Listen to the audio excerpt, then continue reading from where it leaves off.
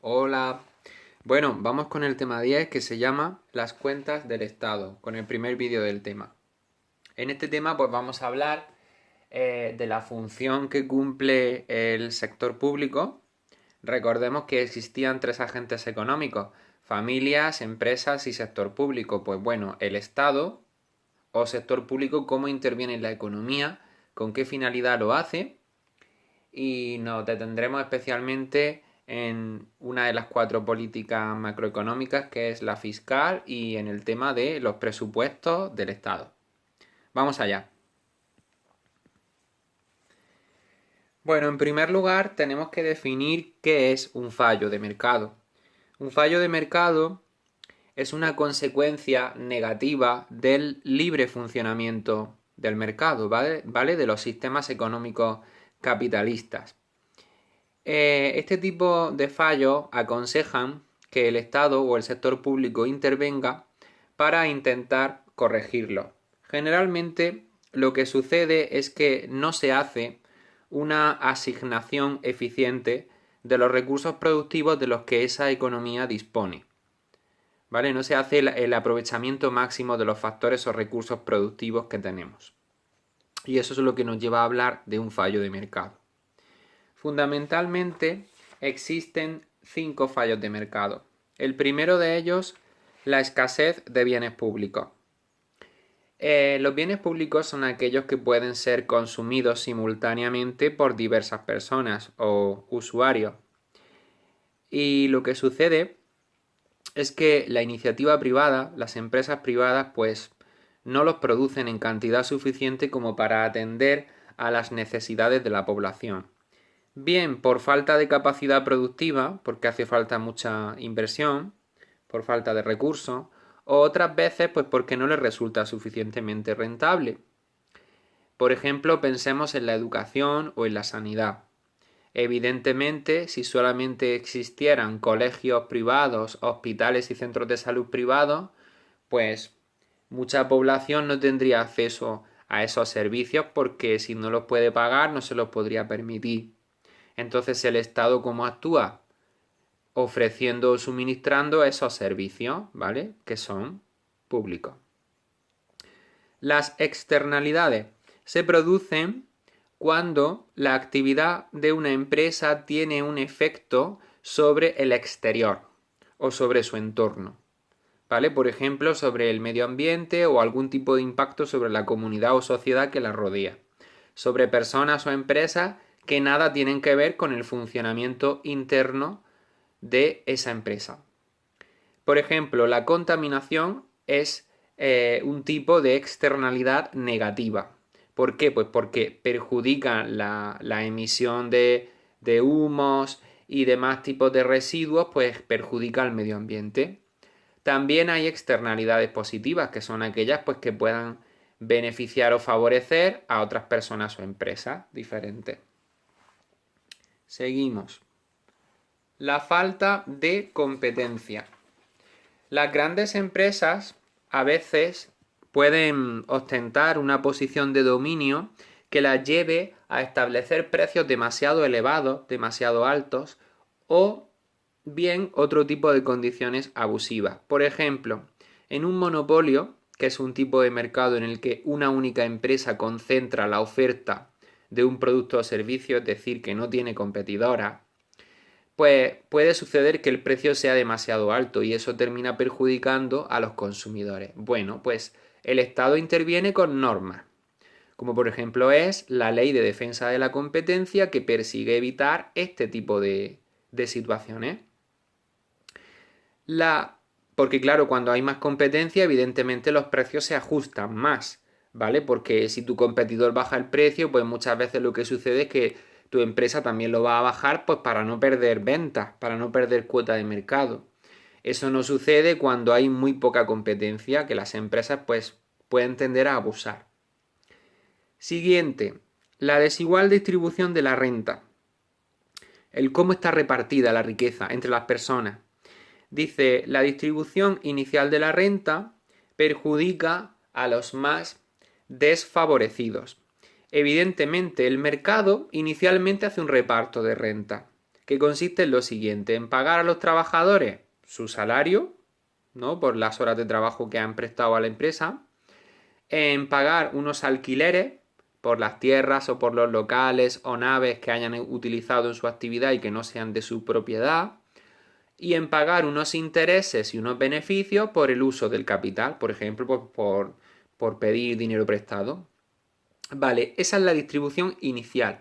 Pero luego el Estado, que previamente ha recaudado impuestos y cotizaciones de la seguridad social, ¿vale? Que se ha financiado, entonces lo que hace es que redistribuye rentas en favor, lógicamente, de los más pobres. De tal manera que a aquellos sujetos que estén en una situación más vulnerable, por ejemplo, los desempleados, pues se les concede una prestación por desempleo o el subsidio, el paro, en definitiva. A aquella persona que no pueda trabajar por un accidente o enfermedad, pues se le paga una prestación por incapacidad temporal, que es lo que coloquialmente se llama estar cobrando la baja. Las becas, ¿para quién son? Para las familias que acrediten que tienen menos recursos, menos patrimonio. Es decir, que hacia los más desfavorecidos, a través del mecanismo de las prestaciones, se dirige esa distribución secundaria que se hace de la renta. Todo eso, evidentemente, con la mediación del Estado, que es el que aprueba todo este tipo de ayudas, subvenciones, prestaciones, etcétera, becas y demás. Y por último, la inestabilidad de los ciclos económicos. Es un fallo de mercado muy importante. Es inevitable que la economía cada cierto tiempo entra en crisis, que ahora explicaremos lo que es, y eso pues genera un daño muy importante en cuanto a pérdida de empleo y de riqueza nacional. Entonces el Estado pues, puede intervenir para suavizar un poco los efectos negativos de esas crisis. Seguimos con este fallo de mercado.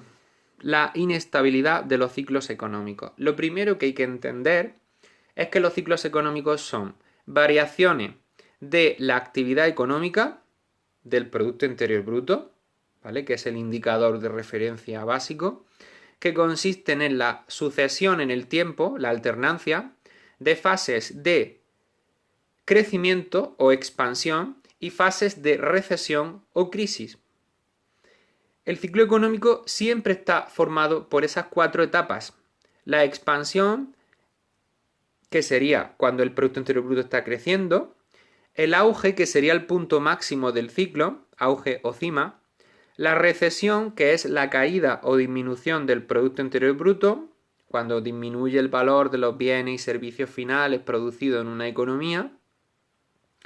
Técnicamente se considera que hay recesión cuando al menos se encadenen 2 trimestres consecutivos de disminución en el PIB.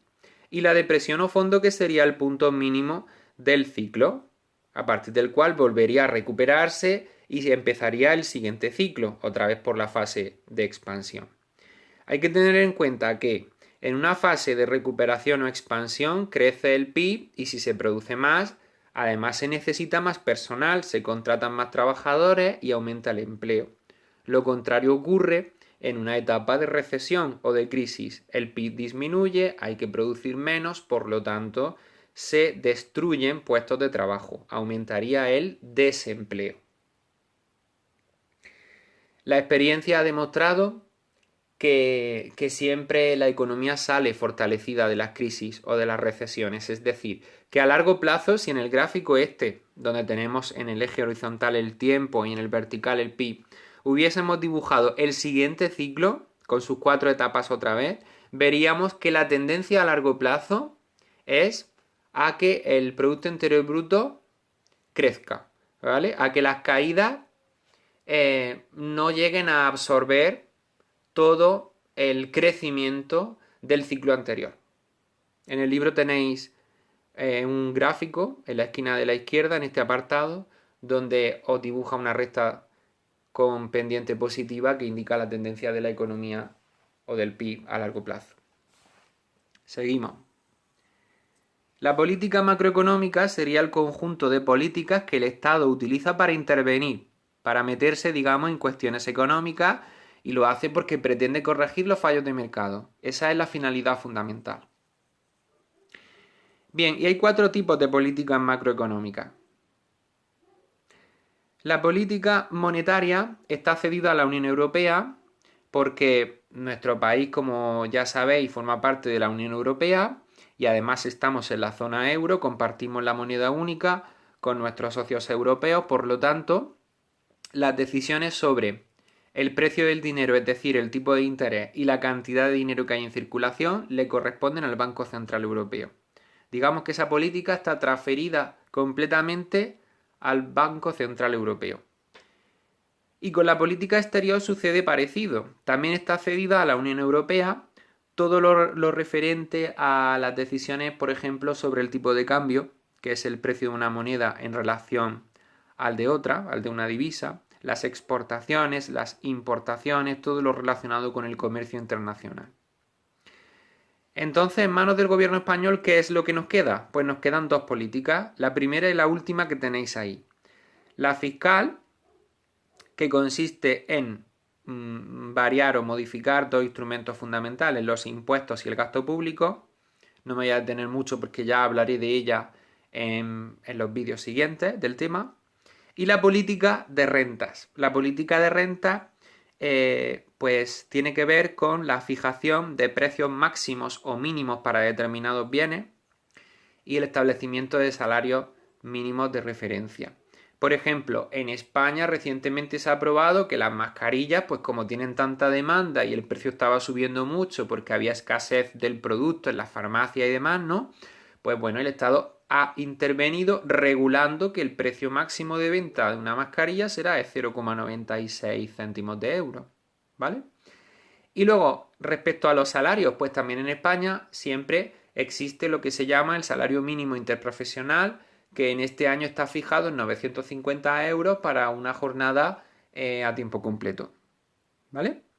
Bien, y hasta aquí el primer vídeo. Bueno, lo que estáis viendo es que a través de la política de renta, fijando un precio máximo, fijando un salario mínimo, etcétera, pues el Estado altera ese libre funcionamiento del mercado, ¿no? El mercado de las mascarillas ya no va a funcionar exclusivamente, el precio no se va a determinar en base a oferta y demanda, sino que el Estado ha puesto ese tope.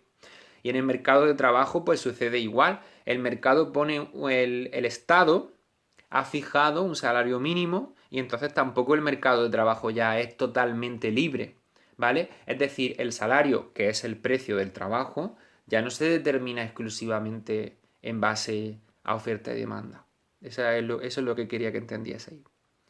Y hasta aquí el primer vídeo, ¿vale? Seguiré completando el tema según lo vayamos explicando, pues con los siguientes apartados.